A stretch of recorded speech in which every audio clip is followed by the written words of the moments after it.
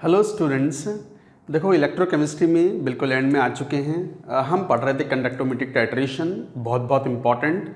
और conductometric titration में हमने दो तरह के टाइट्रेशन आपको प्रीवियस लेक्चर में बता दिए थे। एक था titration of strong acid versus strong base, और दूसरा था titration of the weak acid. हमने एग्जाम्पल भी लिया था एसिटिक एसिड का विद स्ट्रॉन्ग बेस, दो बना लिए थे। चलो अच्छा, जैसे टाइट्रेशन ऑफ कोई weak acid versus strong base है, बिल्कुल similar kind of titration would be there of weak base versus strong acid. तो वो अब दोबारा बनाने की जरूरत नहीं है, क्योंकि जैसा ग्राफ आएगा strong acid weak acid strong base का, वैसा ही ग्राफ आएगा weak base versus strong acid का। चलो टाइट्रेशन लेते हैं, titration of weak acid versus weak base. लिखो third, titration of weak acid versus weak base. मान लो ये है। अच्छा, वीक एसिड कौन? जैसे CH3COH। और वीक बेस कौन? जैसे NH4OH, अमोनियम हाइड्रोक्साइड। तो week acid versus weak base का टाइट्रेशन है। मान लो बीकर में ले लिया हमने एसिटिक एसिड का एक्वस सॉल्यूशन, और बाहर से ड्रॉप बाय ड्रॉप मिला रहे हैं NH4OH weak base, ammonia aqueous. ये टाइट्रेंट है, ड्रॉप बाय ड्रॉप मिलाया गया। अच्छा, रिएक्शन क्या होगी? Acetic acid will react with NH4OH to form CH3COONH4। अब ये आयनों में टूट जाएगा, सॉल्ट बना प्लस H2O।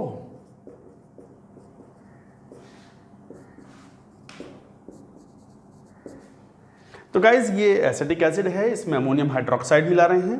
तो एसिटिक एसिड अमोनियम हाइड्रोक्साइड जब रिएक्शन करेंगे, ये तो ड्रॉप बाय ड्रॉप में एरो लगा देता हूँ, पर हमेशा याद रखो ग्राफ बनाते समय जो ओरिजिनल सॉल्यूशन है बीकर में, उसके रेस्पेक्ट में जो रिजल्टिंग सॉल्यूशन मिल रहा है, तब कंडक्टेंस कैसे वेरी करेगी, that we have to see, that we have to draw in the titration curve.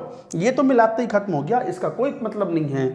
Acetic acid original solution के रेस्पेक्ट में अब जो सॉल्यूशन मिल रहा है, तो कंडक्टेंस कैसे वेरी करेगी, दैट वी हैव टू सी। और ये बात किसी को भूलनी नहीं है कि कंडक्टेंस में कंट्रीब्यूट कौन करते हैं? Ions, not the molecules.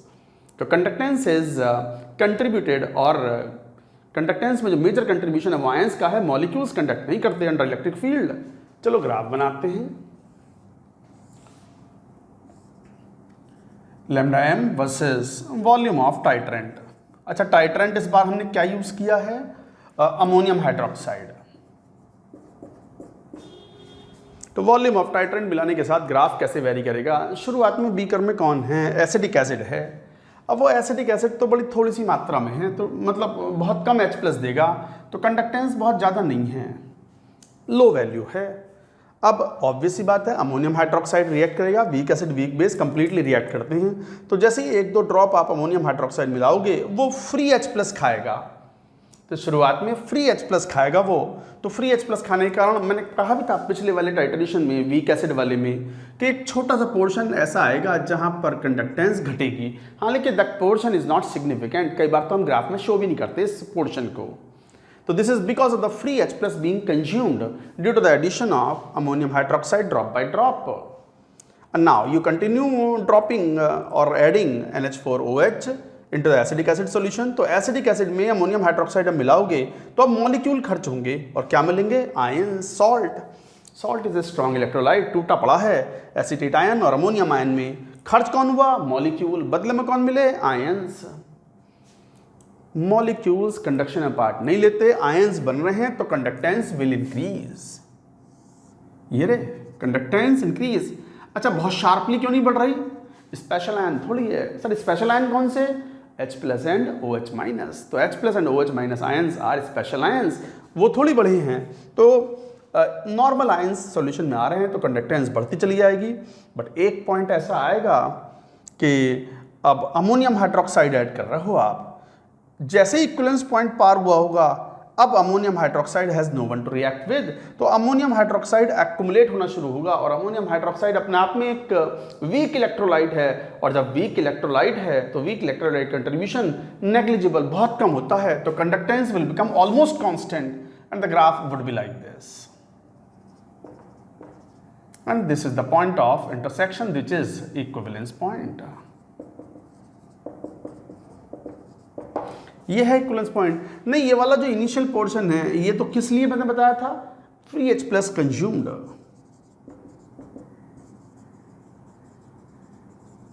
अच्छा, ये पोर्शन किस लिए बताया था, सॉल्ट बना है और कौन खर्च हुआ है, मॉलिक्यूल। मॉलिक्यूल कंडक्ट नहीं करते तो CH3CO minus and ammonium ion are formed, जिसकी वजह से बढ़ती है और almost constant, no appreciable increase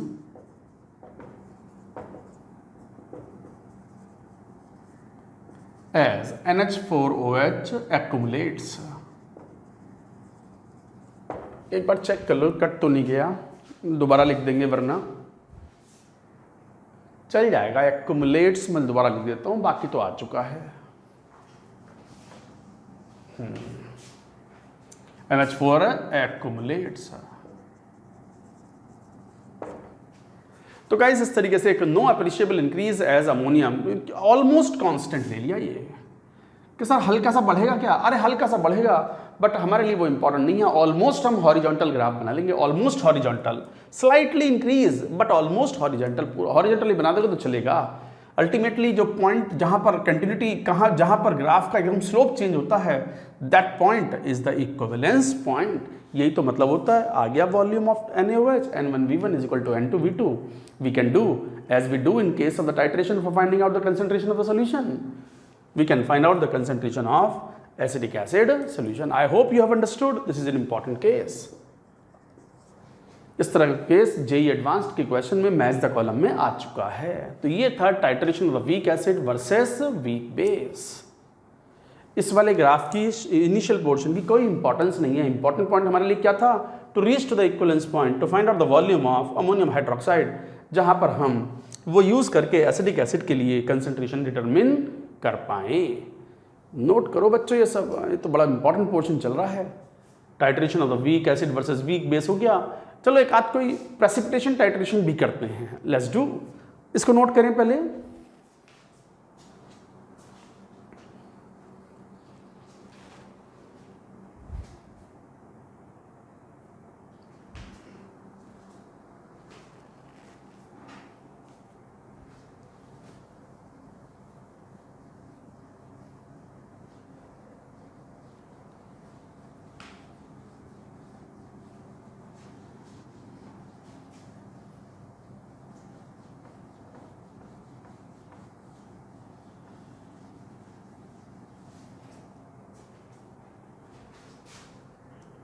now let us take another example 4।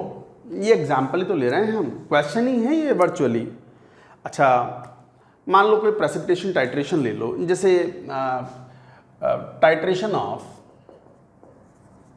मान लो ऐसे कुछ कर लें, KCl एक्वस विद या वर्सेस AgNO3 एक्वस। मान लो बीकर में ले लिया हमने KCl एक्वस सोल्यूशन और बाहर से मिला रहे हैं AgNO3 aqueous silver nitrate. Obviously reaction होगी KCl aqueous plus AgNO3 aqueous to form AgCl का white PPT plus potassium nitrate. तो KCl प्लस AgNO3 AgCl का white PPT plus potassium nitrate, ये सॉल्यूशन है। वाइट PPT एरो डाउन का मतलब it is not the part of the solution. याद रखें, precipitate is not the part of solution. Solution का मतलब होता है होमोजीनियस मिक्सचर, जो सब घुले मुले हों, और जो प्रेसिपिटेट बन गया नीचे तलिए बैठ गया कंटेनर के, know that is not the part of solution. तो ये एक्वस लिखा है, इसका मतलब ये आयनों में टूटा पड़ा है और it will contribute in conductance. Precipitate does not contribute in conductance. It is settled at the bottom of container. Graph बनाना है, बनाओ। Lambda m versus volume of titrant. कौन है टाइट्रेंट? ये है AgNO3। तो तो AgNO3 टाइट्रेंट के रूप में मिला रहे हैं।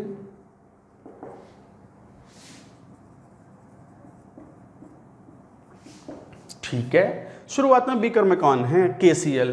KCl क्या है? Strong electrolyte.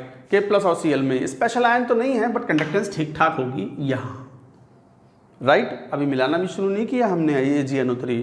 अब जैसे ड्रॉप बाय ड्रॉप AgNO3 मिलाना शुरू किया, ये तो मिलाते ही खत्म हो गया, इसको छोड़ो। तो हुआ क्या? KCl is replaced bye KNO3। नहीं, इसका कोई रोल नहीं, AgCl का कोई रोल नहीं, it is settled at the bottom of container. तो this precipitate PPT does not contribute in lambda m। तो precipitate does not contribute in lambda m में ये कंट्रीब्यूशन नहीं करेगा। तो KCl ये तो मिलाते ही खर्च हो गया। KCl is converted into potassium nitrate. अच्छा, K प्लस यहाँ भी था, यहाँ भी है, तो कोई अंतर नहीं। Chloride ion is replaced by nitrate ion. अब इसको कैसे डील करें? क्लोराइड आयन कोई स्पेशल आयन तो नहीं है, नाइट्रेट आयन कोई स्पेशल आयन तो नहीं है। क्लोराइड आयन पर चार्ज -1 है, नाइट्रेट आयन पर चार्ज -1 है। अब ऐसे में थोड़ा बहुत डिफरेंस हो सकता है कंडक्टेंस का, बट हम नहीं डिटरमिन कर सकते, ग्राफ में कोई बहुत ज़्यादा रिफ्लेक्ट नहीं होगा। तो कहने का मतलब ये हुआ कि जैसे ये मिलाते गए KCl और is converting into KNO3, K plus तो सेम था। Chloride ion is replaced by nitrate ion and no major change in the conductance of the solution, so graph will be almost horizontal. Almost horizontal, almost horizontal. But कभी तो ये KCl खत्म हुआ होगा, equivalence point आया होगा। जैसे ही equivalence point पार करोगे, you will go beyond the equivalence point, then AgNO3 will start accumulating in the solution, and AgNO3 is electrolyte, strong electrolyte, Ag plus and nitrate ion will start accumulating. Accumulating means conductance will increase, of course not very sharply but increase.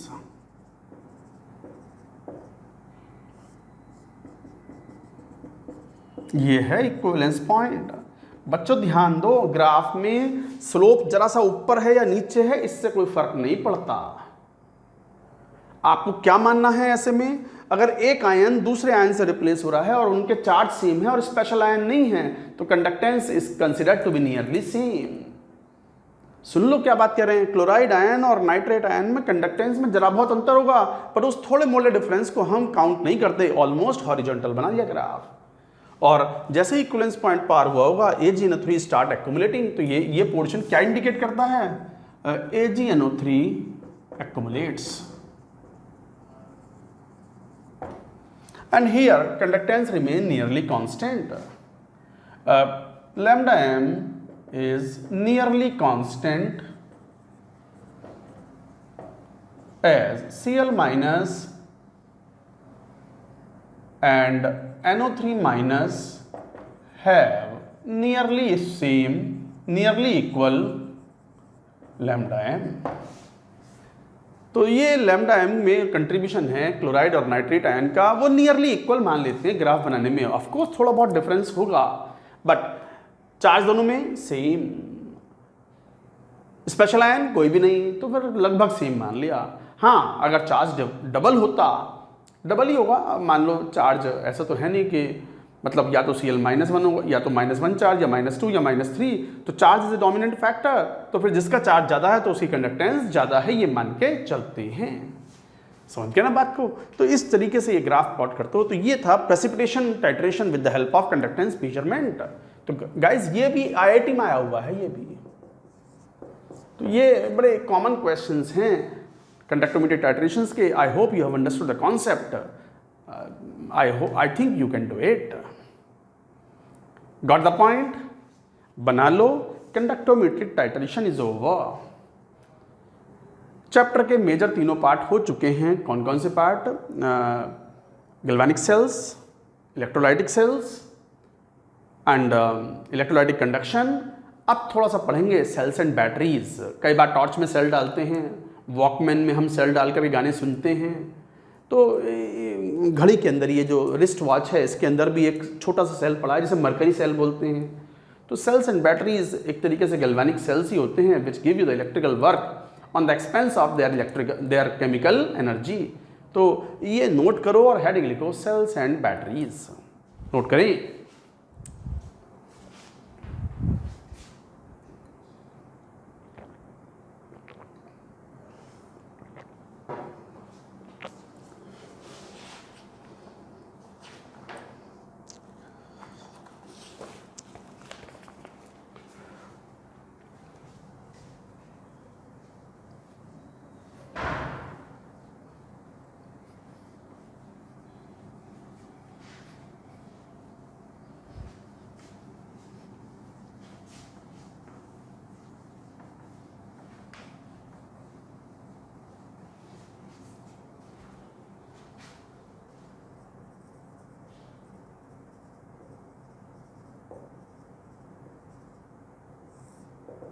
Sales and batteries.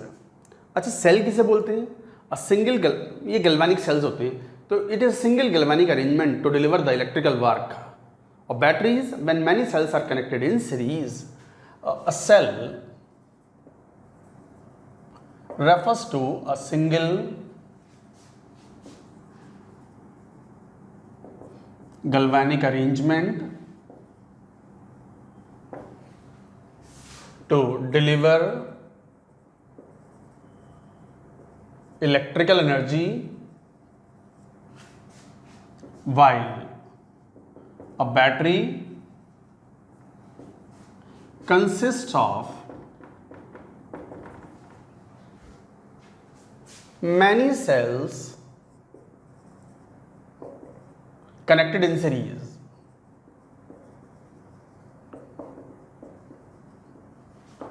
To deliver higher output, higher voltage output.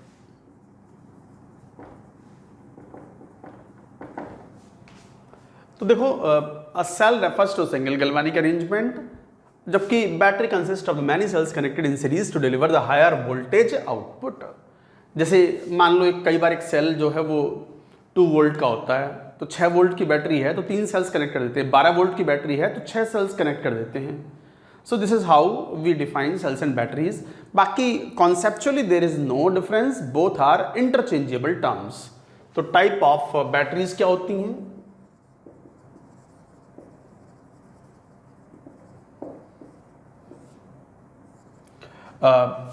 Rechargeable, non rechargeable. तो non rechargeable में primary batteries बोलते हैं इनको। Non rechargeable का मतलब single use.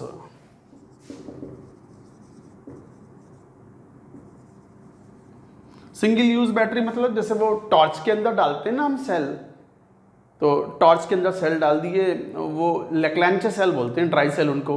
Market में वो 6-7 रुपये, 8 रुपये का, 10 रुपये का सेल आता है, वो डाल दिया, उसमें 3 या 4 सेल जल जाएंगे फॉर द रिक्वायर्ड वोल्टेज। फिर वो 8-10 दिन, 15 दिन बाद या 1 महीने बाद, depending upon the use of the torch, कितना यूज़ किया है उसको, वो सेल डिस्चार्ज हो जाते हैं, बस फेंक देते हो आपने। You just throw them, once use and throw. तो once use and throw are non rechargeable और प्राइमरी बैटरीज। दूसरे होते हैं रिचार्जेबल, नाम से मालूम पड़ रहा है, और सेकेंडरी बैटरीज।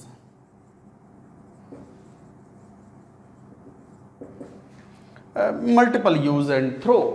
तो सेकेंडरी बैटरीज होते हैं जैसे lead storage battery,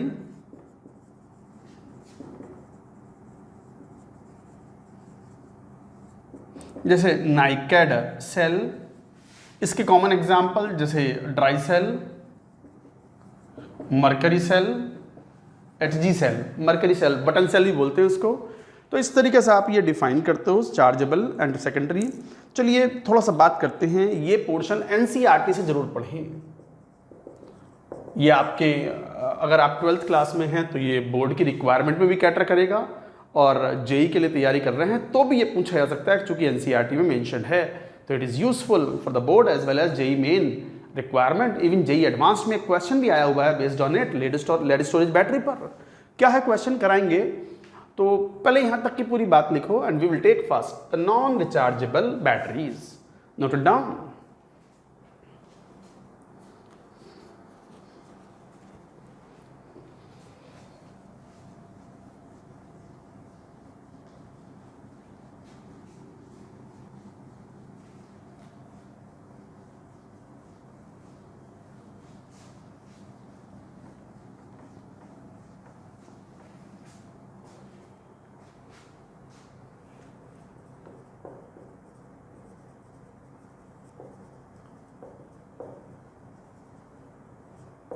non rechargeable battery में सबसे कॉमन टाइप का जो सेल है वो है ड्राई सेल और लेक्लैंचे सेल।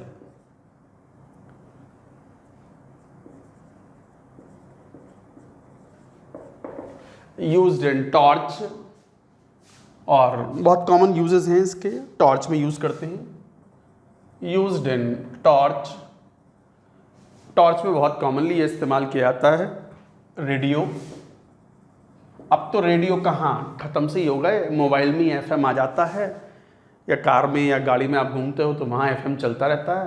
पहले रेडियो होते थे, और पहले तो और बड़े वाले होते थे, हो सकता है किसी के घर पर रखा हो, आपके पापा जी के पापा जी, दादाजी का शादी में कुछ कई बार गिफ्ट के रूप में मिलते थे वो, कि भाई किसी ने गिफ्ट दिया, रेडियो दिया साहब, बड़ा वाला रेडियो, वो वॉल्यूम भी उसका इतना बड़ा नॉब होती थी। मेरे घर में अभी भी है, वो ऊपर टांड पे रखा है। टांड मतलब वो ऊपर जो लेजेस होते हैं ना घर के अंदर बने हुए, उनके ऊपर सामान पुराने रखे हुए होते हैं, पीतल के बड़े बड़े परात थाल रखे हुए होते हैं जो काम में नहीं आते। पहले वो शादियों में दिया लिया करते थे दहेज के नाम पे। अब वो दहेज बोलो या काइंड ऑफ गिफ्ट बोलो, जो भी बोलो, वो तो खैर ठीक है, गिफ्ट बोलो, दहेज अच्छा शब्द नहीं है। तो गिफ्ट के रूप में दिए जाते थे, रिलेटिव्स भी देते थे, पेरेंट्स भी देते थे। तो वो अभी भी रखा है, आपके घर पे भी होगा वो। उसके बाद वो छोटे वाले रेडियो आने शुरू हुए, मर्फी वाले, फिलिप्स के आते थे, अब सब खत्म हो गए। एक मोबाइल ने,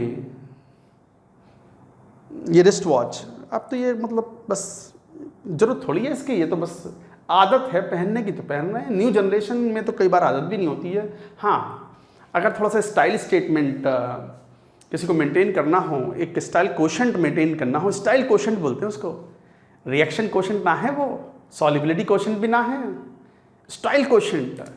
तो स्टाइल कोशेंट के नाम पर बच्चे क्या मतलब यंग जनरेशन वो भी पहनते हैं। राडो, मुझे नाम याद है, मुझे ज़्यादा पता नहीं, मेरी तो बहुत सस्ती वाली घड़ी है ये सिटीजन की। तो राडो, ओमेगा, और पता नहीं क्या क्या, कॉन्स्टलेशन या कॉन्स्टेंटीन, पता नहीं कुछ कुछ होते हैं। तो वो तो स्टाइल स्टेटमेंट होता है, स्टाइल कोशेंट होता है, तो उसके लिए पहनते हैं। तो उसमें तो आजकल तो क्या है, इसमें जो बटन सेल लगता है, जैसे बटन जैसा होता है, इसमें जो सेल लगता है उसे बटन सेल, एक्चुअली वो मरकरी सेल होता है। आजकल वो भी नहीं यूज़ करते, आजकल तो सोलर टाइप सेल्स आते हैं। आजकल तो पता नहीं क्या टेक्नोलॉजी है। जैसे मेरी घड़ी है सिटीजन की, मैं इसे पहनता हूँ तो इसे ऐसा कहते हैं कि बस आप थोड़ी देर के लिए पहन लीजिए, it is charge for many months, हो गया, कोई सेल वेल की ज़रूरत नहीं है। 3 साल हो गए मैंने तो कोई सेल बदला नहीं इसमें, तो सेल की ज़रूरत भी नहीं है। तो ये सब चीज़ें हैं। तो हम बात कर रहे थे ड्राई सेल, लेक्लैंचे सेल की, यूज्ड इन टॉर्च, रेडियो, इनमें इस्तेमाल होते हैं। और ये सब में सस्ते वाले वो 8-10 रुपये वाला सेल होता है जो बाज़ार में मिलता है, वो ईजी सेल जो होते हैं, तो ड्राई सेल बोलते हैं इसको। एनोड रिएक्शन क्या है, लिखो, anode reaction zinc convert to Zn2++ 2E। इसमें एक्चुअली ऐसा अरेंजमेंट होता है, ये सेल कुछ इस टाइप का होता है। देखो मैं बनाता हूँ diagram.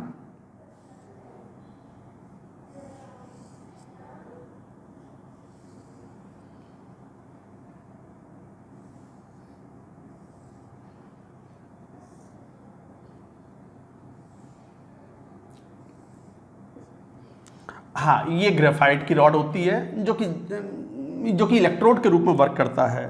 So this is graphite rod which is cathode. This is zinc shell or zinc container,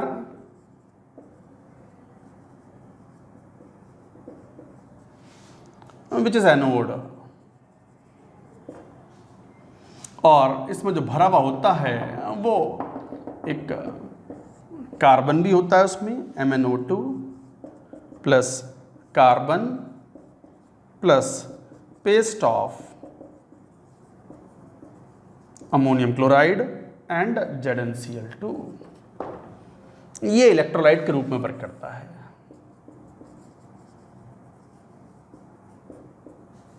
this is electrolyte. तो रिएक्शंस क्या हो रही हैं हमारे लिए, रिएक्शंस इंपॉर्टेंट होती हैं। ये है वो सस्ता वाला जो बाजार में मिलता है, एवरेडी वाले जो सेल मिलते हैं वो ये है। इसे ड्राई सेल या लैक्रेंचे सेल बोलते हैं। एनोड पर जिंक का ऑक्सीडेशन होता है, जिंक कंटेनर है वो एनोड, और कैथोड पर रिएक्शन जो होती है, ग्रेफाइट का कैथोड होता है और रिएक्शन होती है 2MnO2 plus ammonium ion will form Mn2O3 ammonia plus H2O। तो एक तरीके से ये बनता है। अच्छा, ड्राई सेल्स में do not have long life, dry cells do not have long life as ammonium chloride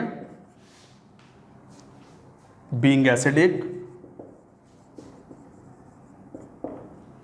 corrodes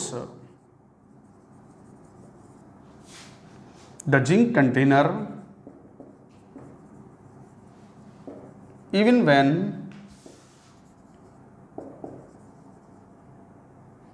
cell is not in use। अगर सेल का इस्तेमाल भी नहीं कर रहे हो ना, तो एक्चुअली अमोनियम क्लोराइड जो भरा हुआ होता है ना, ये एसिडिक नेचर का होता है। अमोनियम क्लोराइड में आप जानते ही हो कैटायनिक हाइड्रोलिसिस होता है एंड इट इज एसिडिक। तो एसिडिक नेचर का होना होता है और वो जिंक के साथ रिएक्शन करता है और जिंक को कोरोड करता है, कोरोजन करता है ये। तो कभी कभी आपने देखा भी होगा, टॉर्च के अंदर अगर हम सेल डाल के अगर छोड़ दें और महीने 2 महीने ध्यान ना दें, तो कई बार टॉर्च जलती भी नहीं है, और जब खोल के देखें पीछे का ढक्कन उसका खोल के देखते हैं कैप हटा करके, तो अंदर से सड़ जाते हैं सेल। सड़ गए मतलब वो लीक्स आउट। तो अमोनियम क्लोराइड लीक्स आउट और द इलेक्ट्रोलाइट लीक्स आउटसाइड, और वो कोरोसिव भी होता है, स्मेल भी बहुत ख़राब आती है उसमें से, तो वो पूरी टॉर्च ही ख़राब हो जाती है, फेंकनी पड़ती है फिर वो टॉर्च। तो ये था dry cells do not have long life as the ammonium chloride being acidic. ये पॉइंट इंपॉर्टेंट है, याद रखना, एनसीईआरटी लिखता है इसके बारे में। And the zinc container when cell is even not in use. Cell potential of the dry cell is nearly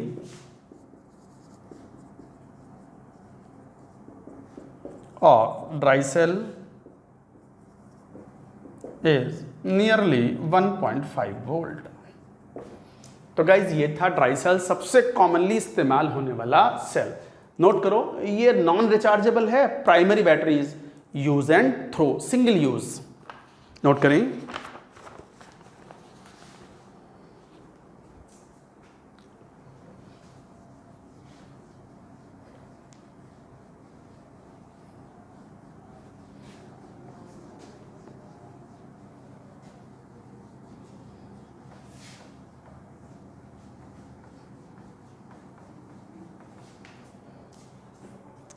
Second is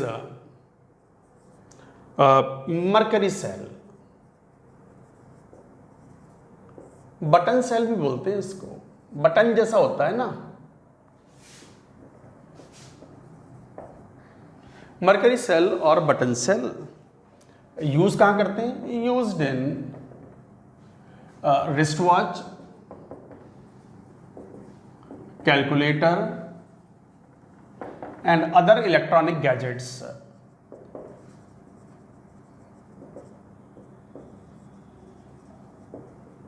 तो इलेक्ट्रॉनिक गैजेट्स में इसको इस्तेमाल करते हैं, बटन सेल भी बोलते हैं। Anode is zinc mercury amalgam,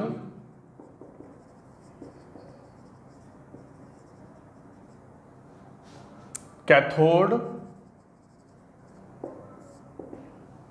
paste of HgO plus carbon, electrolyte. ये फैक्चुअल इंफॉर्मेशन है, याद रखें, आगे क्वेश्चन तो सॉल्व करने के लिए याद होगा तो कर पाओगे। Electrolyte is potassium hydroxide plus zinc oxide. Anode की रिएक्शन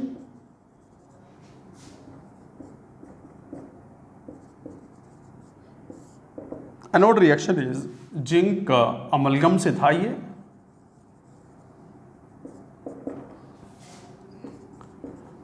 पोटेशियम हाइड्रोक्साइड से रिएक्शन करके ZnO सॉलिड प्लस H2O इस तरीके से। और कैथोड की reaction is HgO, H2O liquid plus 2 electron converted to Hg liquid plus 2OH minus। अच्छा cell reaction देखना, ये कैंसिल आउट हो गया, इलेक्ट्रॉन कैंसिल आउट हो गए और रिएक्शन हो गई Zn प्लस HgO, वाटर भी ये हट गया, ZnO plus Hg liquid, solid solid solid, ये अमलगम से लिया है, सो लाइक दैट। तो ये सेल रिएक्शन है और इसका सेल पोटेंशियल आ जाएगा नियरली 1.35 वोल्ट। ये याद रखने की जरूरत नहीं है, पोटेंशियल याद रखने की जरूरत नहीं है, बस ये सेल रिएक्शन याद रखें और इलेक्ट्रोलाइट क्या है, कैथोड एनोड क्या है, याद रखें।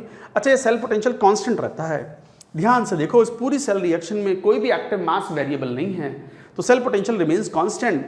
और जैसे ही जिंक कंज्यूम होता है सेल स्टॉप्स वर्किंग, ऐसे ही होता है।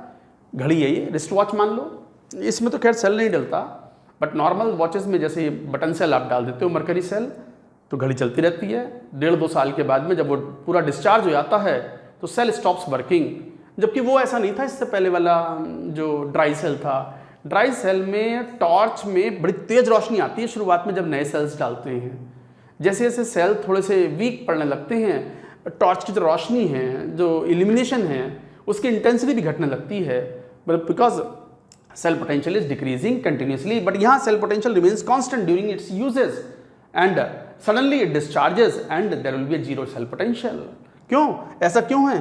बिकॉज सेल रिएक्शन के अंदर कहीं भी कोई एक्टिव मास वेरिएबल वाला नहीं है, ऑल सॉलिड्स और liquids are involve which have the constant active masses. तो लिखेंगे इस बात को, क्या पॉइंट इसमें लिख भी देंगे कि cell potential of mercury cell is constant during its uses.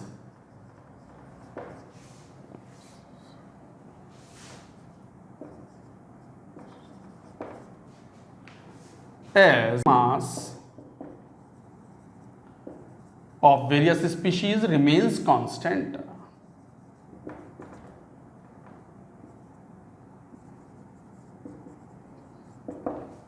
as active mass of the various species remains constant, so cell potential remains constant during its uses। तो ये बटन सेल भी क्या होता है, यूज एंड थ्रो, तो ये भी primary है। नोट करिए इसको।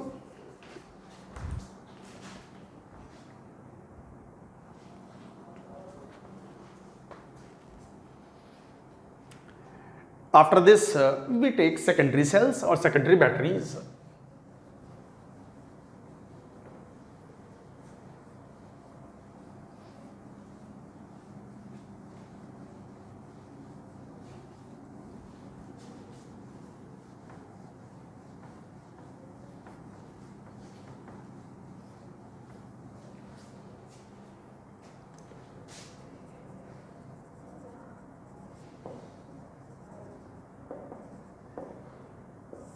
और सेकेंडरी बैटरी और सेकेंडरी सेल्स, जिसमें सबसे इंपॉर्टेंट होता है lead storage battery.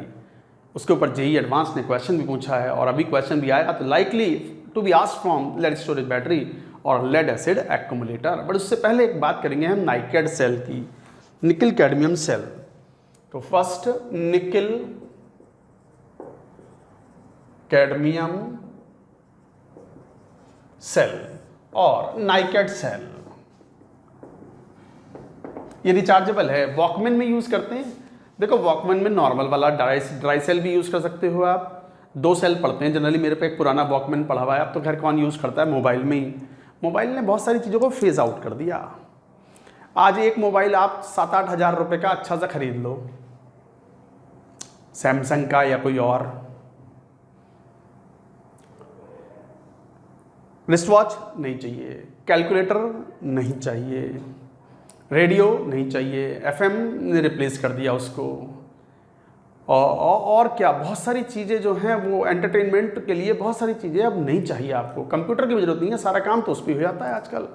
Mail open करना, ये सब काम, तो मतलब calculator has so many things have been replaced by a single device and that is mobile phone.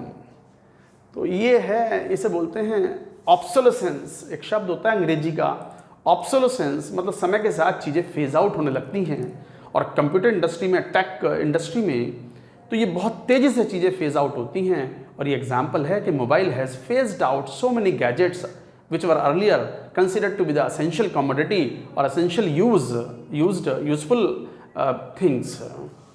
चलिए वापस आएंगे, भटकेंगे नहीं अपनी बातों में, अपनी पढ़ाई से। तो nickel cadmium cell, nicad cell, generally ये वॉकमैन में या इलेक्ट्रॉनिक डिवाइसेस में यूज़ करते हैं। ये वो वाला सेल है, वो पैनासोनिक का या सोनी का जो आता है ना, वो 80-90 रुपये का 100 रुपये वाला सेल नहीं। उसमें आप, मैं कह रहा था ना, वॉकमैन में आप 5-5 रुपये वाले पेंसिल सेल भी डाल सकते हो, but once use and throw है। या फिर वो पैनासोनिक का जो 80-90 रुपये का 100 रुपये का जो सेल आता है, रिचार्जेबल टाइप, कई महीने चल जाता है, वो 6-8 महीने भी चल जाता है।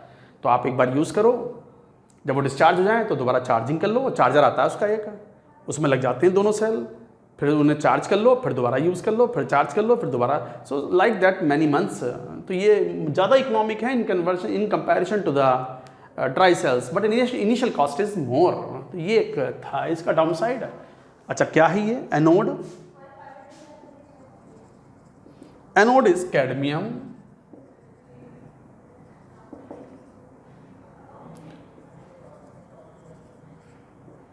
Cathode is nickel hydroxide NiOH thrice, electrolyte is NaOH और KOH aqueous solution। Anode reaction, cadmium react करता है हाइड्रोक्साइड आयन से, कैडमियम हाइड्रोक्साइड बनाएगा। और यहां भी कैथोड रिएक्शन,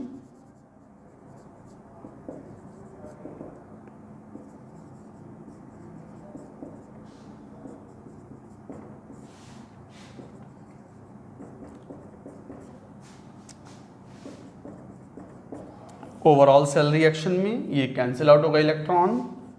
तो cadmium plus 2 NiOH thrice, cadmium hydroxide plus 2 NiOH twice, ये है सेल रिएक्शन।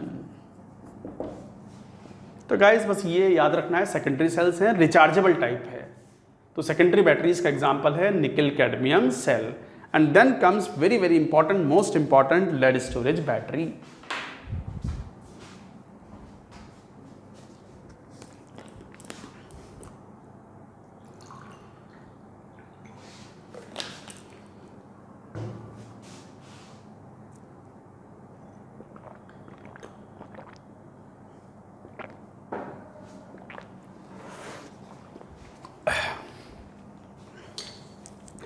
इसको नोट कर लो।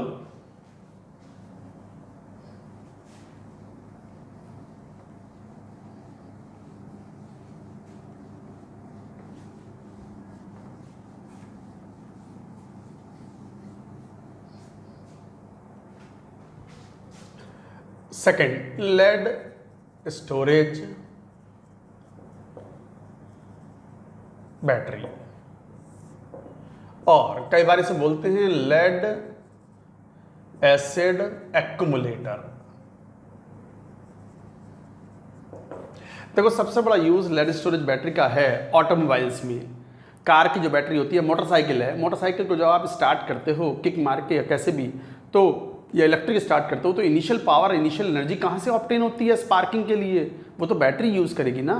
तो वो बैटरी कौन सी? यही तो होती है लेड स्टोरेज बैटरी। तो यूज्ड इन ऑटोमोबाइल्स और खासकर पावर बैकअप के रूप में घर में यूज़ करते हैं। कई बार जो सरकारी लाइट है, सरकारी लाइट मतलब जो विद्युत निगम से आ रही है, गवर्नमेंट से, बस बार से आ रही है जो लाइट, वो लाइट कई बार चली जाती है, तो घर पे लाइट पंखे चलाने के लिए हम पावर बैकअप के रूप में ये लेड स्टोरेज बैटरीज यूज़ करते हैं। तो power backup, in house hold,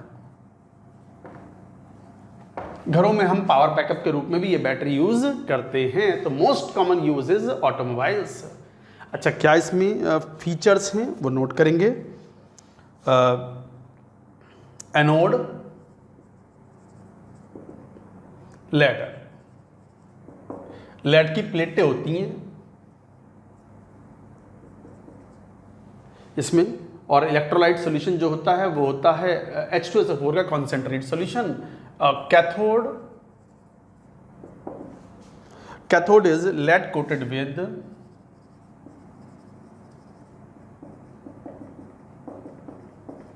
PbO2, lead oxide, तो lead coated with PbO2। Electrolyte,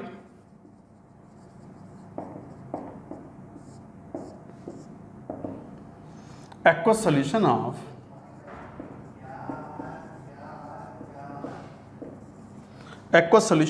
H2SO4, nearly 38% W by W।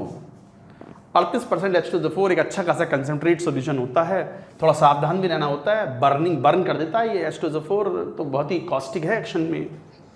अच्छा, एनोड रिएक्शन क्या है? लेड सल्फेट आयन से रिएक्शन करता है,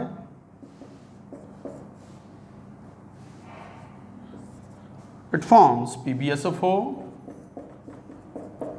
प्लस 2 इलेक्ट्रॉन। कैथोड रिएक्शन क्या है?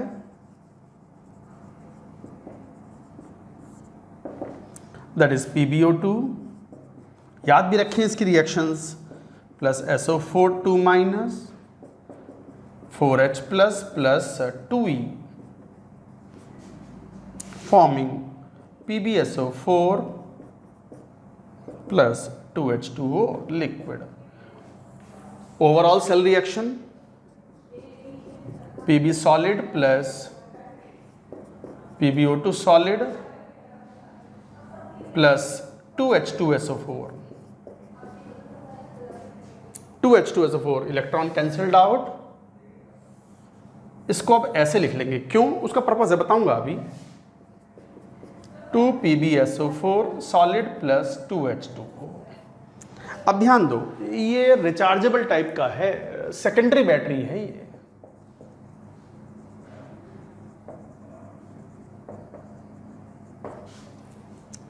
तो Pb प्लस PbO2 और 2H2SO4 ये रिएक्शन है। ये फॉरवर्ड रिएक्शन जब हो रही है तो ये कहलाती है डिस्चार्जिंग ऑफ बैटरी, और अगर रिवर्स रिएक्शन चल रही है तो that is called charging of battery.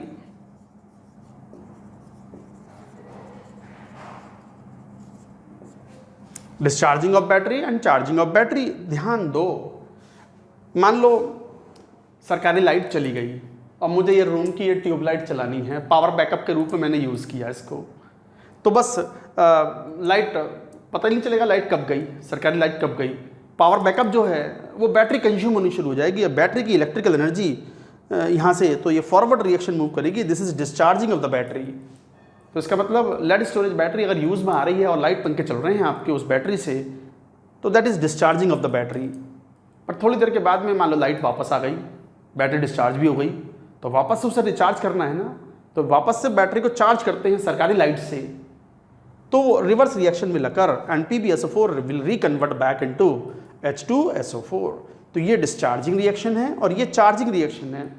Discharging का मतलब समझ गए ना, शुरुआत में मोटरसाइकिल को ऑन किया, मान लो एक स्विच दबाया, तो स्पार्क प्लग्स के थ्रू स्पार्क जनरेट करना, इनिशियल फायरिंग के लिए जो इलेक्ट्रिकल एनर्जी हमने बैटरी यूज़ की, that is called discharging of the battery. फिर चलते चलते वो बैटरी अपने आप दोबारा से रिचार्ज हो जाती है, मैकेनिज्म होता है उसमें, तो that is called charging of the battery. So like that multiple times it can be used. तो जो कार की बैटरी होती है चल जाती है 3-4 साल आराम से, because charging discharging it continues.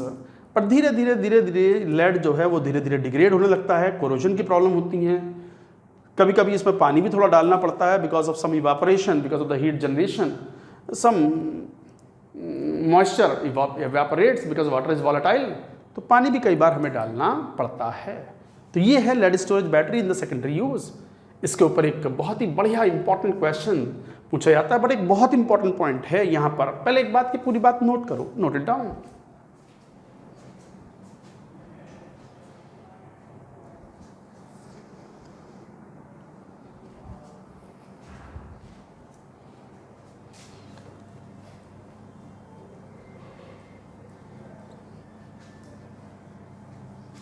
इसमें जो पॉइंट है क्वेश्चन सॉल्व करने के लिए जरा ध्यान दो। ये 2 फैराडे इलेक्ट्रिसिटी विड्रॉ हुई है। अगर हम डिस्चार्ज करा रहे हैं बैटरी को और 2 फैराडे इलेक्ट्रिसिटी, अच्छा जो इलेक्ट्रिसिटी जितने फैराडे कैथोड में यूज होते हैं उतने फैराडे एनोड में यूज होते हैं, ये तो हम पहले ही पढ़ चुके हैं। Equal quantity of electricity passes at cathode and anode. तो गाइस ध्यान दें, अगर 2 फैराडे इलेक्ट्रिसिटी विड्रॉ करनी है during discharging of the battery तो 2 मोल H2SO4 यूज होगा। यही सबसे इंपॉर्टेंट पॉइंट है। जनरली 1 फैराडे से जितना मोल्स खर्च होते हैं या बनते हैं वो उसका वैलेंसी फैक्टर कहलाता है। तो कई बार ऐसा लगता है कि H2SO4 का यूजुअली वैलेंसी फैक्टर 2 होता है इन एसिड बेस रिएक्शन। यहाँ अलग टाइप का पूरा मैकेनिज्म है। यहाँ पर 2 फैराडे इलेक्ट्रिसिटी विड्रॉ करने के लिए 2 मोल H2SO4 कंज्यूम हो रहे हैं। So the valency factor of H2SO4 in this particular reaction is 1। आप ऐसे मत याद करो, आप तो जैसे मैं सिखा रहा हूं ना वैसे याद करो। वेरी वेरी इंपॉर्टेंट करके नोट लिखो, इसी से क्वेश्चन सॉल्व होगा। Very important. क्या during the discharging of the battery 2 mole of H2SO4 is consumed for every 2 faraday electricity withdrawn, या 1 फैराडे ऑफ इलेक्ट्रिसिटी जब कंज्यूम करते हैं तो 1 मोल H2SO4 कंज्यूम होता है। तो लिखो during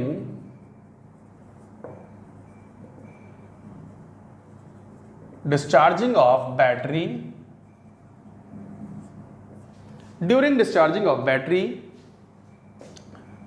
1 mole of H2SO4 is consumed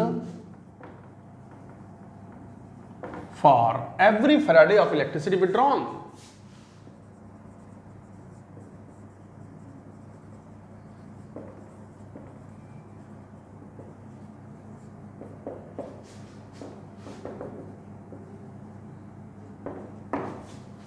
देखो बच्चों, during discharging of the battery 1 mole of H2SO4 is consumed for every faraday of electricity withdrawn. हर एक इलेक्ट्रिसिटी, 1 फैराडे इलेक्ट्रिसिटी विड्रॉ कर रहे हो तो 1 मोल H2SO4 कंज्यूम होगा। This is very important for solving questions. अच्छा उल्टा भी, अगर चार्जिंग कर रहे हैं बैटरी को तो हर एक फैराडे ऑफ इलेक्ट्रिसिटी बाहर से जो सप्लाई होगी उससे 1 मोल H2SO4 रीजनरेट होगा। क्वेश्चन सॉल्व करने में दिस इज वेरी यूजफुल। तो लिख दो useful in solving numerical questions. एक क्वेश्चन अभी लेंगे, IIT JEE में आया हुआ भी है, आप इसे नोट करो पहले। चलिए अब क्वेश्चन लेते हैं ऑन लेड स्टोरेज बैटरी। तो लेड स्टोरेज बैटरी क्वेश्चन में जैसे मैंने कहा बस एक ही पॉइंट सफिशिएंट है क्वेश्चन सॉल्व करने के लिए कि during the discharging of the lead storage battery हर एक फैराडे ऑफ इलेक्ट्रिसिटी विड्रॉ कर रहा हो तो 1 mole of H2SO4 will be consumed, and during the charging of the battery vice versa 1 faraday electricity अगर सप्लाई करोगे to the battery then it will regenerate 1 mole of H2SO4। इसके ऊपर एक बहुत ही बढ़िया top class quality question JEE advance ने बहुत पहले पूछा हुआ है जब सब्जेक्टिव पेपर होता था। क्या क्वेश्चन है एक बार देखिए। क्वेश्चन देखो ये है,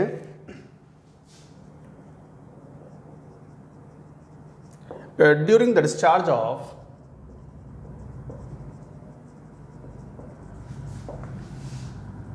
lead storage battery, during the discharge of lead storage battery the density of sulfuric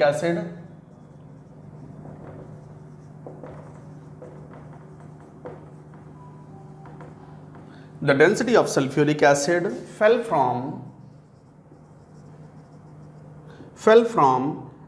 1.3 to 1.1 gram per ml।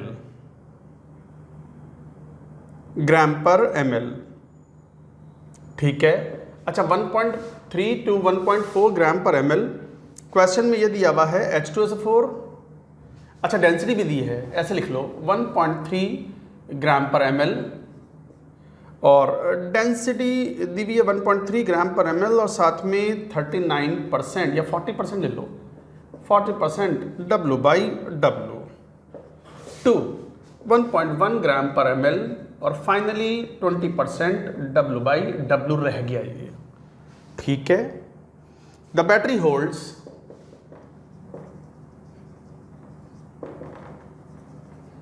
2 litre of H2SO4 solution,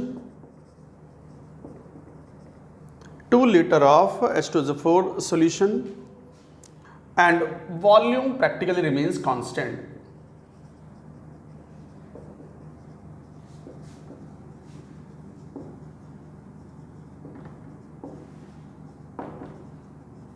And volume practically remains constant during discharge of battery.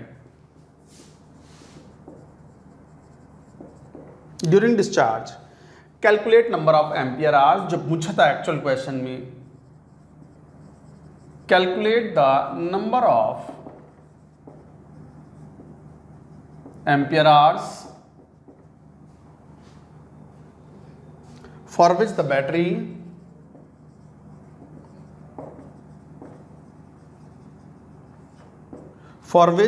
battery must have been used.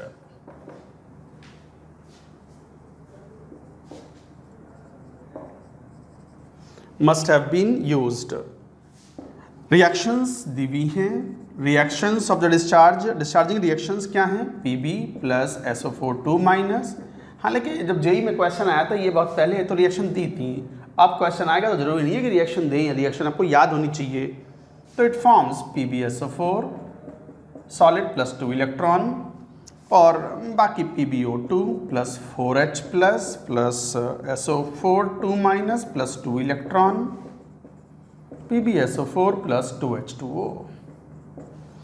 These are the reactions. Look at the question.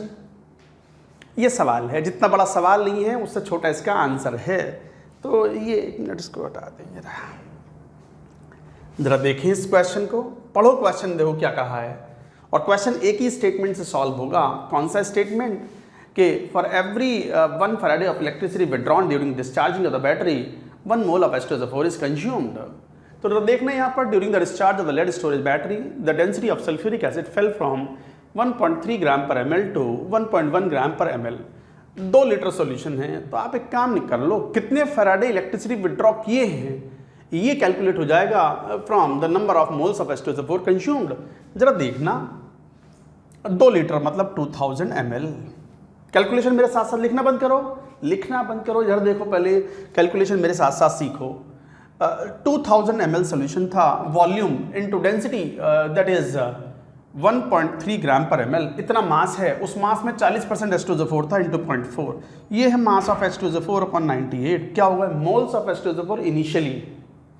अच्छा, discharge होने के बाद क्या स्थिति है? अभी volume तो practically same है 2000 ml इंटू डेंसिटी इज 1.1 और 20% रह गया H2SO4 अपॉन 98. इतने मोल्स H2SO4 के इनिशियली थे, इतने मोल्स अभी भी हैं. तो खर्च कितने हो गए? कितने थे माइनस कितने हैं? H2SO4 के ये मोल्स इनिशियली थे डिस्चार्जिंग से पहले, अभी भी इतने मोल्स हैं. तो खर्च कितने हो गए? इन दोनों का डिफरेंस. ये मोल्स खर्च हुए and these are the number of moles of H2SO4 consumed.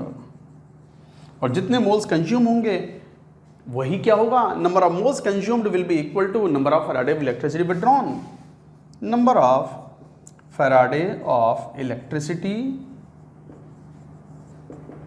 Withdrawn और number of faraday of electricity withdrawn यहां से कैलकुलेट कर लिया.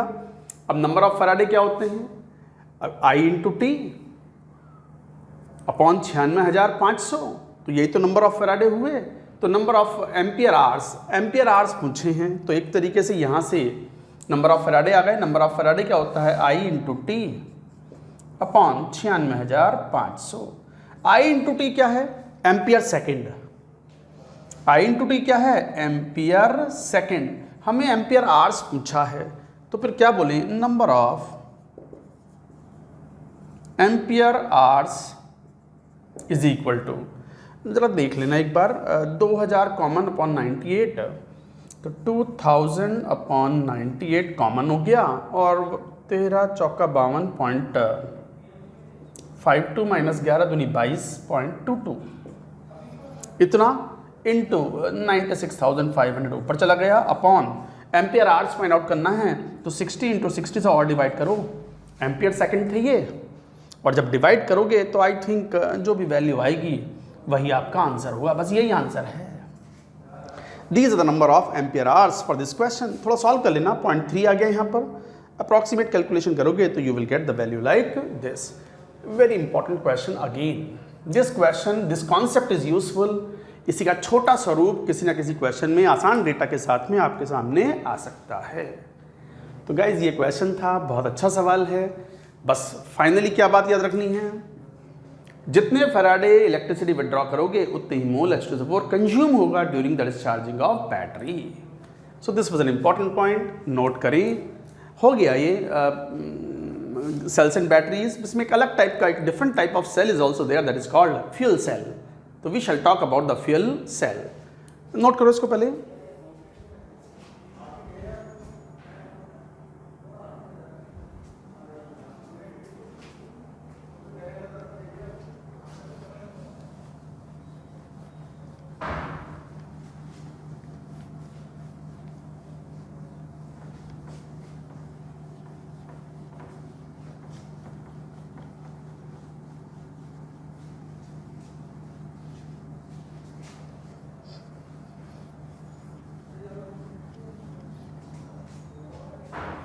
हेडिंग लिखो फ्यूल सेल।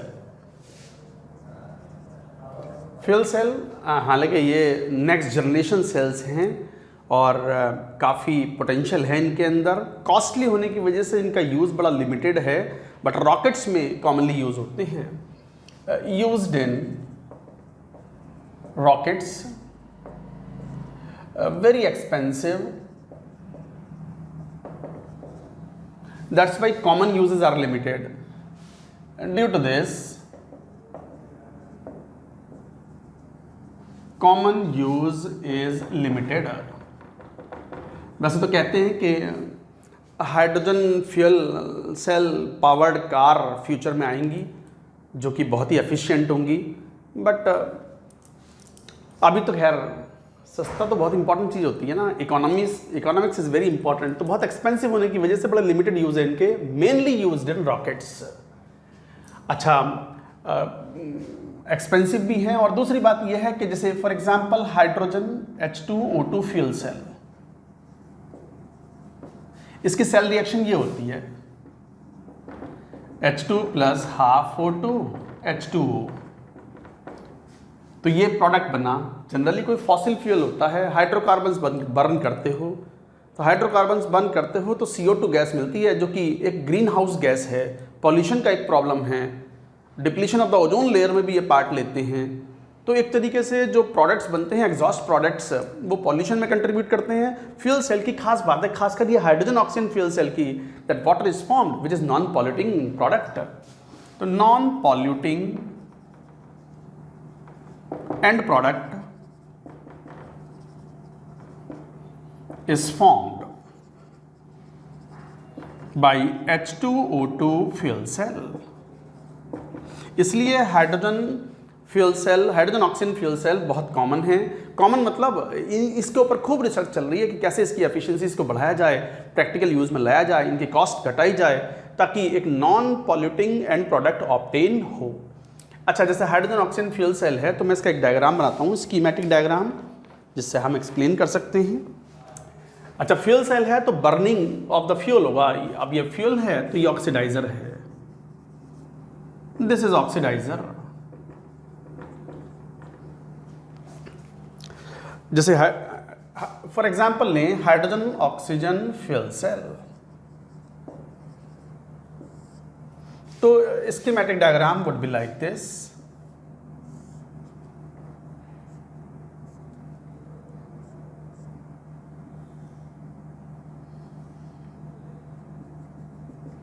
ये पोरस इलेक्ट्रोड्स हैं ग्रेफाइट के।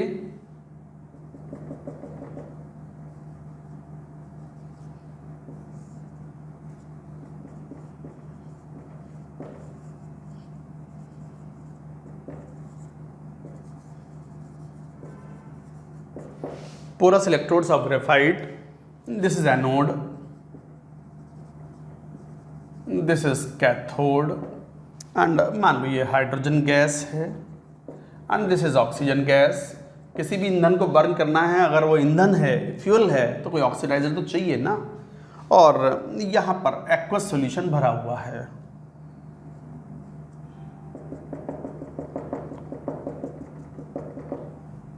दिस इज एक्वस क्यूएच सॉल्यूशन। तो क्या रिएक्शंस हैं? तो एनोड रिएक्शन, एनोड रिएक्शन है हाइड्रोजन 2OH माइनस के साथ रिएक्ट करता है to form 2H2O plus 2E। Cathode की reaction that is O2 plus 2H2O, इसको हाफ कर दो, half O2 H2O liquid plus 2E converted to 2OH minus. O2OH minus cancel out, electron cancelled out, reaction हो गई H2 plus half O2 plus H2O। H2O से एक H2O cancel out हो गया, H2O liquid is form. ये है cell reaction. तो burning ही तो है। तो फ्यूल सेल के अंदर आपकी जो फाइनल नेट रिएक्शन क्या होगी? नेट रिएक्शन तो फिर वही निकालोगे आपके जैसे हाइड्रोजन है उसका कंबस्शन करा दो बस, combustion reaction is the end reaction. तो this is combustion reaction, combustion of fuel H2। तो H2 के फ्यूल की कंबस्शन रिएक्शन है ये। अच्छा, what is the valency factor of hydrogen? आप ध्यान दो, यहीं से देख लो, हाइड्रोजन का वैलेंसी फैक्टर 2 होता है। तो वैलेंसी फैक्टर ऑफ हाइड्रोजन 2, और याद रखें valency factor of oxygen is 4। अच्छा, वो कैसे? ऑक्सीजन 0 था, -2 में पहुंचा, तो पर ऑक्सीजन 2 का चेंज, तो 2 ऑक्सीजन हैं, तो O2 का वैलेंसी फैक्टर कितना हो गया? 4। तो वैलेंसी फैक्टर कैलकुलेट करके आप अकॉर्डिंगली क्वेश्चन को सॉल्व कर सकते हो। तो गाइज ये था एक फ्यूल सेल का कंपोजिशन। ये सबसे बड़ा एडवांटेज है, the end product is non polluting product. अच्छा, एक बात हमेशा याद रखना, न्यूमेरिकल्स क्वेश्चन आएंगे फ्यूल सेल के, तो फ्यूल सेल में जो एंड रिएक्शन होगी, फाइनल रिएक्शन होगी, that will be the combustion reaction. उसके बेसिस पे क्वेश्चन सॉल्व करेंगे। तो नोट करके लिखो इस बात को। फॉर एग्जाम्पल मान लो C2H6 O2 फ्यूल सेल ले रहे हैं। अरे फ्यूल सेल केवल हाइड्रोजन ऑक्सीजन फ्यूल सेल थोड़ी होगा, फ्यूल सेल तो ये भी हो सकता है ethane oxygen fuel cell, ethylene oxygen fuel cell, benzene oxygen fuel cell, कुछ भी हो सकते हैं, वो कोई भी हाइड्रोकार्बन ले सकते हैं हम। तो अगर ऐसा फ्यूल सेल है तो नेट रिएक्शन क्या होगी? नेट सेल रिएक्शन हमेशा कंबस्शन करा दो, कंबस्शन रिएक्शन। कंबस्शन रिएक्शन जैसे क्या? C2H6 का कंबस्शन करा दो, 2CO2 प्लस 3H2O, 4 और 3 7, 6.5 नहीं, C2H6 तो 2CO2 प्लस 3H2O, 2 दूनी 4 और 3 7, 7 का मतलब 3.5। सो दिस इज द वन, ये है नेट रिएक्शन। अच्छा, वैलेंसी फैक्टर कैसे फाइंड आउट करें? अब मान लो C2H6 का वैलेंसी फैक्टर, कार्बन कहाँ है? 2x plus 6 is equal to -3 में है कार्बन। C2H6 में कार्बन -3 में है, 2x plus 6 is equal to 0, तो 2x is equal to -6, x is equal to -3। तो -3 ऑक्सीडेशन स्टेट से कार्बन कहाँ पहुँच गया? +4 में। तो कैसे करोगे फाइंड आउट वैलेंसी फैक्टर? सब सीखा हुआ होता है आपने ये इक्विवेलेंट कॉन्सेप्ट में। हालांकि हम यहाँ भी सिखा चुके हैं जब हम फैराडेज लॉस पढ़ रहे थे। कार्बन -3 से कहाँ पहुँच गया? +4। कितने का चेंज? 7 का change per carbon. And how many carbon are there? 2 carbon are there. तो 7 × 2 14। तो वैलेंसी फैक्टर इज 14। जरूरत पड़ेगी जब क्वेश्चन सॉल्व करने होंगे। चलो एक क्वेश्चन लेते हैं बेस्ड ऑन फ्यूल सेल। तो नोट करो, ये पहले नोट करो और हेडिंग एक क्वेश्चन के रूप में लेते हैं डेटा।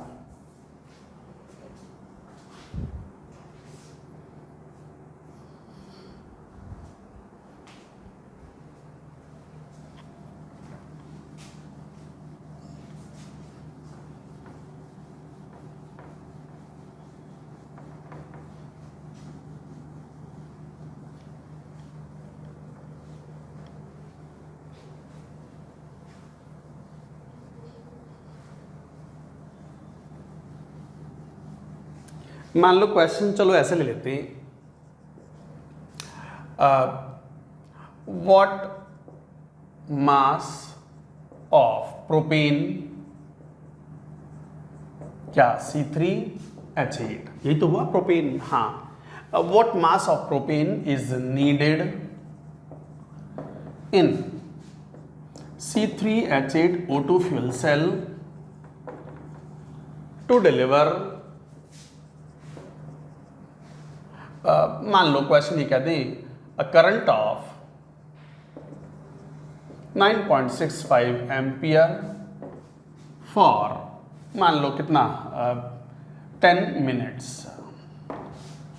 ये सवाल है, बस छोटा सा एक ये क्वेश्चन है कि what mass of propane is needed in the propane oxygen fuel cell to deliver a current of 9.65 ampere for 10 minutes. यही है। तो नंबर ऑफ फैराडे कितने चाहिए आपको? नंबर ऑफ फैराडे देखो, number of faraday of electricity needed is equal to I into T upon 96,500। यही formula होता है। I 9.65 ampere, T 10 minute into 60 second upon 96,500। 2 zero से ये 2 जीरो कैंसिल हो गए और ये 100 टाइम्स कैंसिल आउट हो गया। तो फिर 0.06 फैराडे आर नीडेड। यही हुआ, यही हुआ ना? बिल्कुल। तो 0.06 फैराडे इलेक्ट्रिसिटी चाहिए। अब रिएक्शन क्या होगी? फ्यूल सेल की reaction, reaction of fuel cell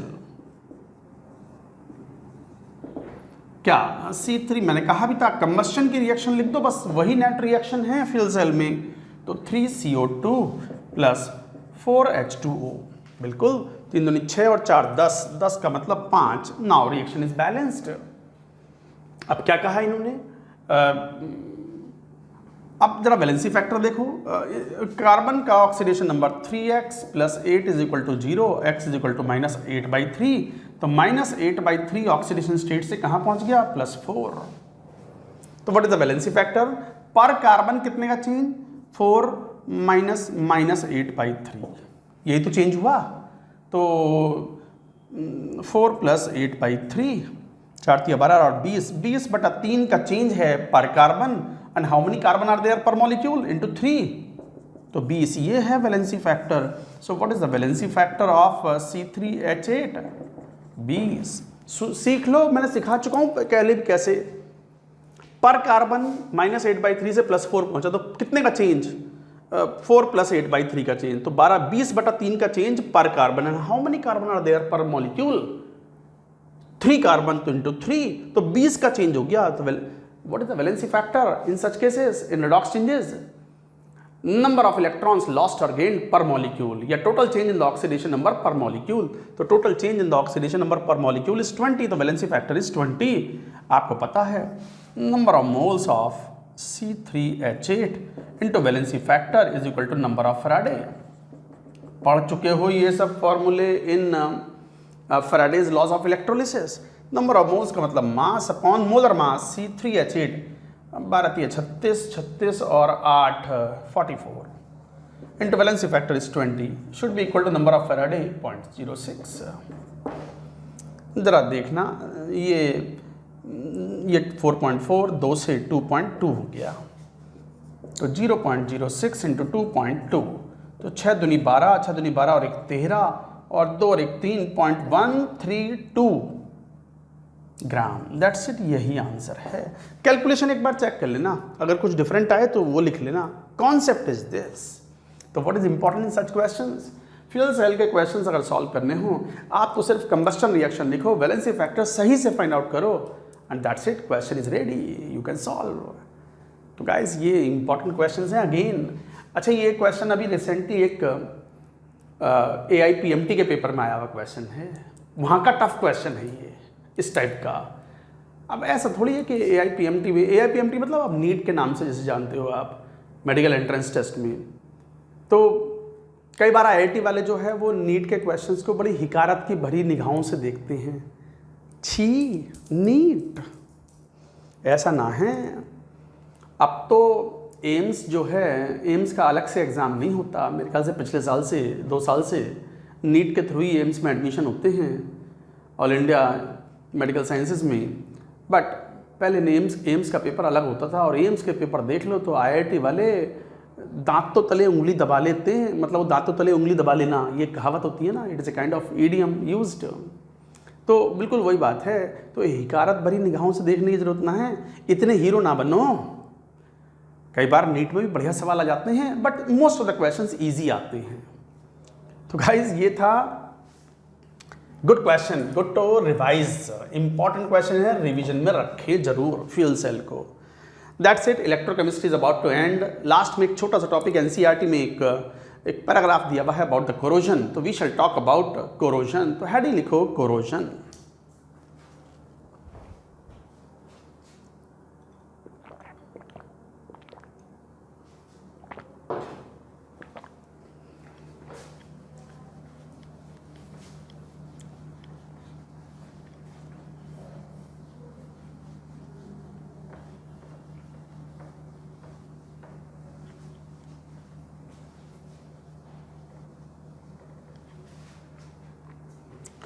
well,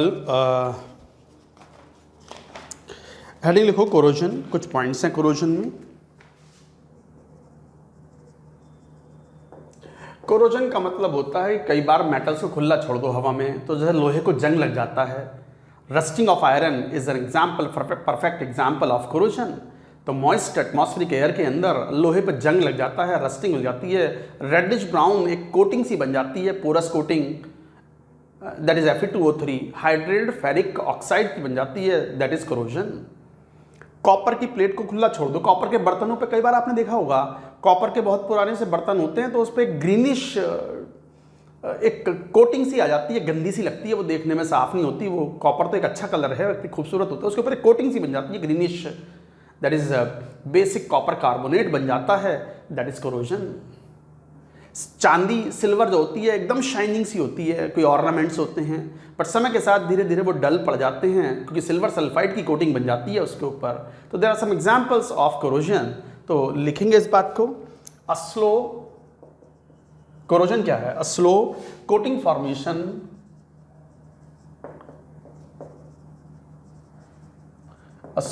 formation of oxides, sulphides, carbonates on metal surface in atmospheric air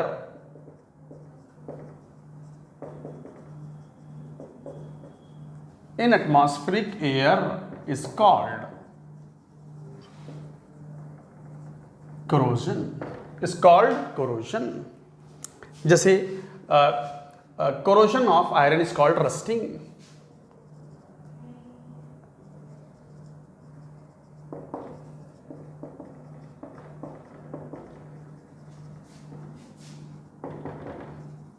corrosion of iron is called rusting।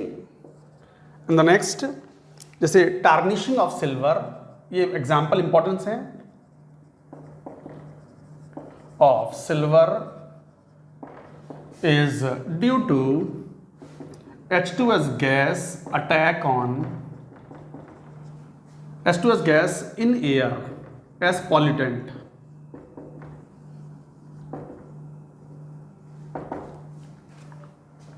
attack on silver metal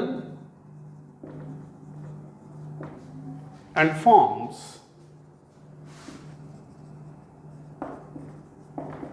Ag2S। और copper, bronze, सब में copper होता है, brass, इनकी surface पर एक greenish layer बन जाती है, दैट इज कॉपर कार्बोनेट्स। तो कॉपर अ ग्रीन कोटिंग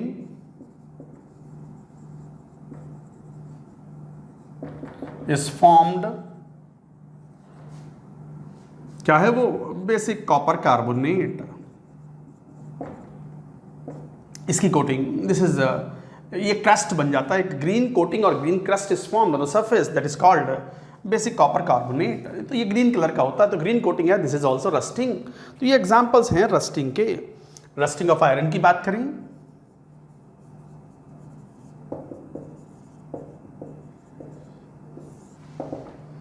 आयरन की रस्टिंग में एक porous coating is formed, a porous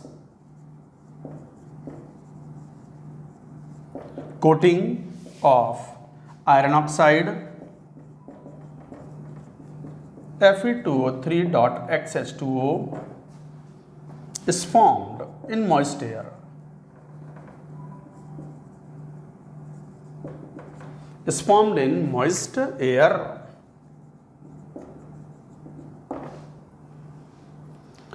It is an electrochemical process.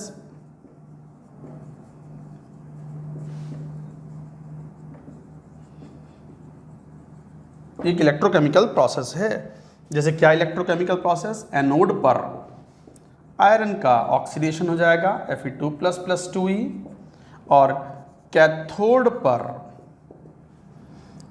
जो एयर है that attacks in acidic medium, और एसिडिक मीडियम तो थोड़ा सा हवा में मॉइस्ट एयर में रहता है because of the dissolved CO2, it forms H2O liquid. और ये एक तरीके से ये कैंसिल आउट हो गया, तो Fe plus half O2 plus 2H plus converting to Fe2 plus H2O liquid. अच्छा, ये H प्लस कहाँ से आया, यहाँ से लिख दो, H plus is due to dissolved CO2 gas in moist air as H2CO3. तो H plus is due to the dissolved CO2 gas in moist air as H2CO3। भाई एटमॉस्फेयर के अंदर, हवा के अंदर थोड़ा सा CO2 तो भी तो होता है, और CO2 मॉइस्ट एयर के अंदर डिजॉल्व होकर के कार्बोनिक एसिड बनाता है, और carbonic acid provides the H plus. हालांकि बहुत स्लो प्रोसेस है, it is a slow process. So this is rusting of iron. तो ये रस्टिंग ऑफ आयरन है, ये थोड़ा ध्यान रखने वाली चीज है।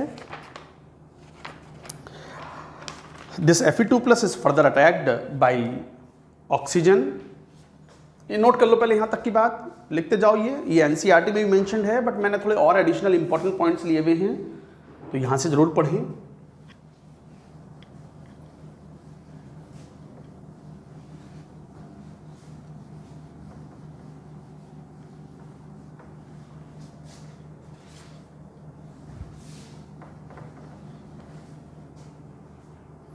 तो ये जो Fe2+ बना, this is further attacked by O2 plus H2O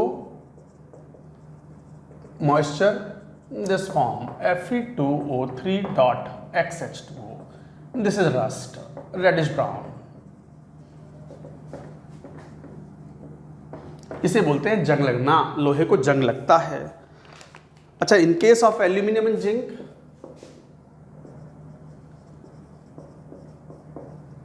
zinc non-porous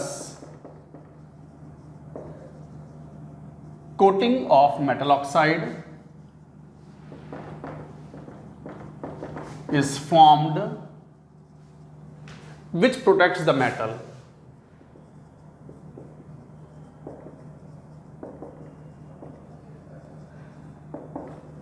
from further corrosion।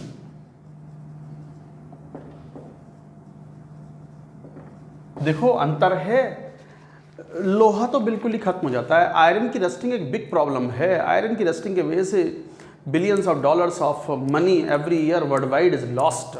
Bridge खराब हो जाते हैं, ब्रिज की लाइफ एक 40-50 साल की होती है, और यही ब्रिज अगर कोई कोस्टल एरिया में हो तो 40-50 साल नहीं, 15-20 साल में निमट लेता है, क्योंकि कोस्टल एरियाज पर जो पानी होता है सलाइन वाटर होता है। सलाइन वाटर मतलब सॉल्ट्स होते हैं, एंड सॉल्ट्स इलेक्ट्रोलाइट की तरह बिहेव करते हैं, और ये electrochemical process of rusting becomes faster. तो वही तो कह रहे हैं हम यहाँ पर। तो आयरन की तो पोरस कोटिंग होती है। ये porous coating what is important, iron की जो रस्टिंग होती है ना, लोहा है उस पर रस्टिंग लगने लगी धीरे धीरे धीरे धीरे धीरे। उसके बाद सरफेस पर जो कोटिंग बनी है आयरन ऑक्साइड की, वो पोरस है, हवा का अटैक लगातार अंदर तक होता जाता है और लोहा खोखला हो जाता है, it becomes further attack. Aluminium और जिंक में ऐसा नहीं होता। एल्यूमिनियम जिंक जो है ऑक्साइड की लेयर बनाते हैं, वो नॉन पोरस होती है, और नॉन पोरस है तो फर्दर हवा के अटैक को अलाउ नहीं करता। तो एक तरीके से ये जो कोटिंग बनी, रस्टिंग ऑफ एल्यूमिनियम या corrosion of aluminium and zinc protects the metal from the further corrosion. तो this is the difference between iron and aluminium. Aluminium के ऑब्जेक्ट्स में कोरोजन एक लिमिट के बाद नहीं होता, आयरन में तो चलता ही रहता है because of the porous nature of coating of iron oxide. Saline water में rusting of iron in saline water near coastal areas.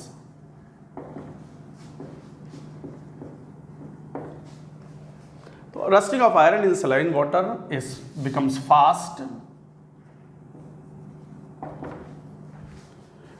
Due to presence of electrolytes in saline water. मतलब रस्टिंग की प्रॉब्लम और फास्ट हो जाती है, जल्दी objects खराब हो जाते हैं। तो इस तरीके से आप ये रस्टिंग डिफाइन करते हो। अब बात आती है कि सर ये रस्ट को लोहे के ऊपर खास कर स्लो डाउन कैसे करें ताकि life of the object is increased. तो लिखेंगे method to protect iron from rusting.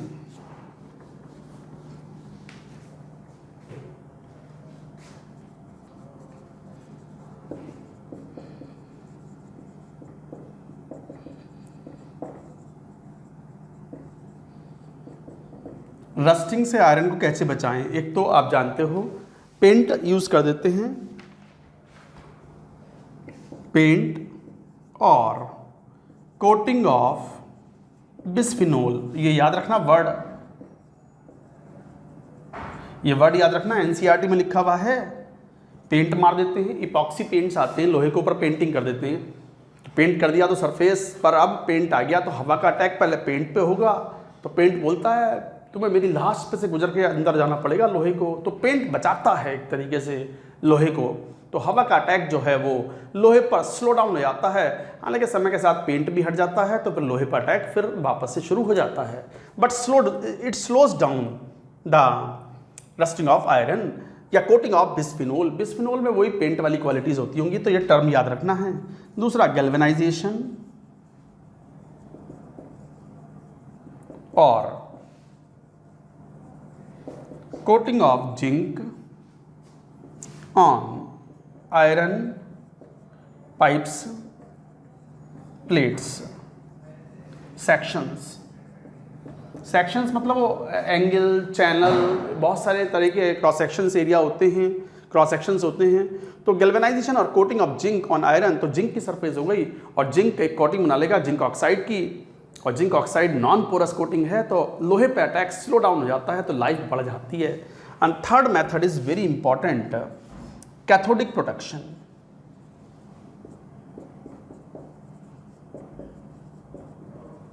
Of big iron objects, for example hulls of ship.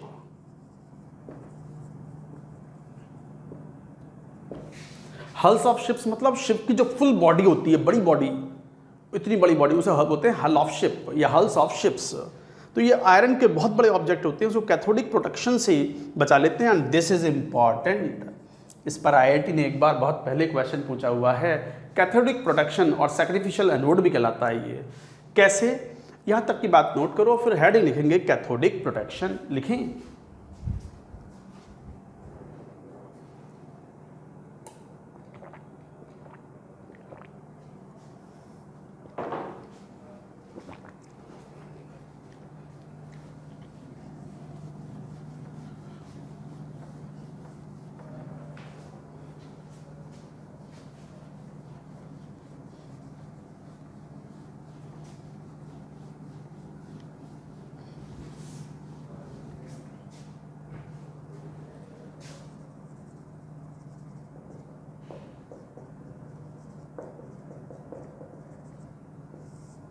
Cathodic protection ये एक मेथड है कि हम आयरन के ऑब्जेक्ट को कैथोड बना देते हैं। अब हाईली एक्टिव मेटल जो कि हवा में स्टेबल भी हो, इतना भी ध्यान रखना है, लाइक मैग्नीशियम और zinc is strapped on big iron object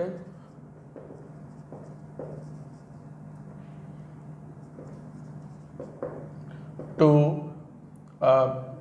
minimize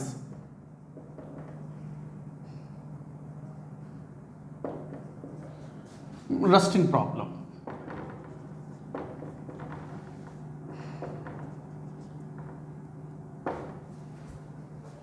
A highly active metal is strapped on the big iron object. कैसे, मान लो ये एक आयरन का बड़ा ऑब्जेक्ट है, iron object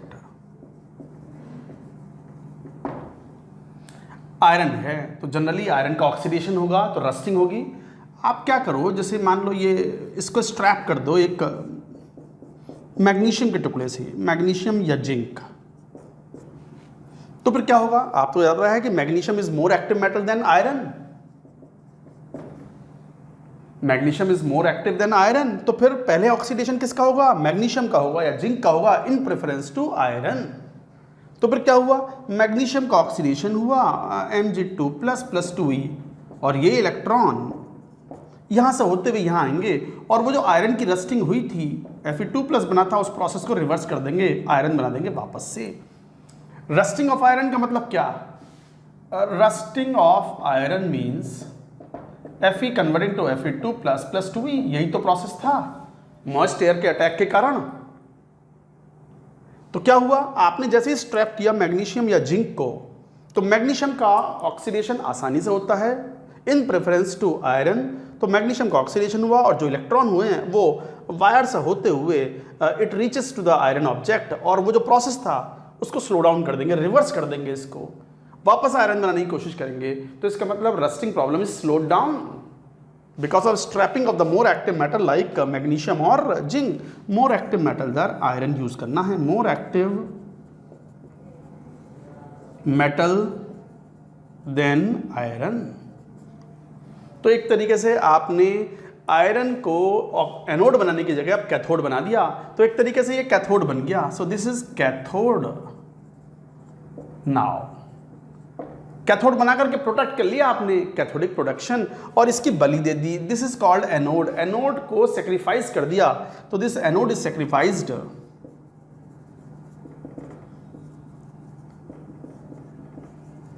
to protect iron object. इसीलिए इसको बोलते हैं मैग्नीशियम जिंक को बोलते हैं हम सैक्रिफिशियल एनोड। सैक्रिफिशियल मतलब बलि दे देना, सैक्रिफाइस करना मतलब बलि दे देना। आपने किसकी बलि चढ़ा दी? आपने मैग्नीशियम आयरन की बलि चढ़ा दी इसको बचाने के लिए। तो this is called sacrificial anode. ये एक इंपॉर्टेंट टर्म है कि ये जिंक और मैग्नीशियम का आपने जो टुकड़ा स्ट्रैप किया है ऑन द हल ऑफ शिप्स और आयरन के ऑब्जेक्ट को बचाने के लिए, वो एनोड की तरह वर्क करता है और इस आयरन का ऑब्जेक्ट अब कैथोड की तरह बिहेव करता है, and that's why this is called sacrificial anode. Sacrifice कर दिया हमने एनोड को। So this is the concept of the sacrificial anode, and this method of protection of the iron is called cathodic protection. क्यों? Because iron object is made cathode in this case. तो guys ये था, ये JEE advanced में एक बार आ चुका है, subjective papers में long back. That's it, the chapter is over. Electrochemistry, rather the most important chapter of the entire physical chemistry, is over. That's it for now.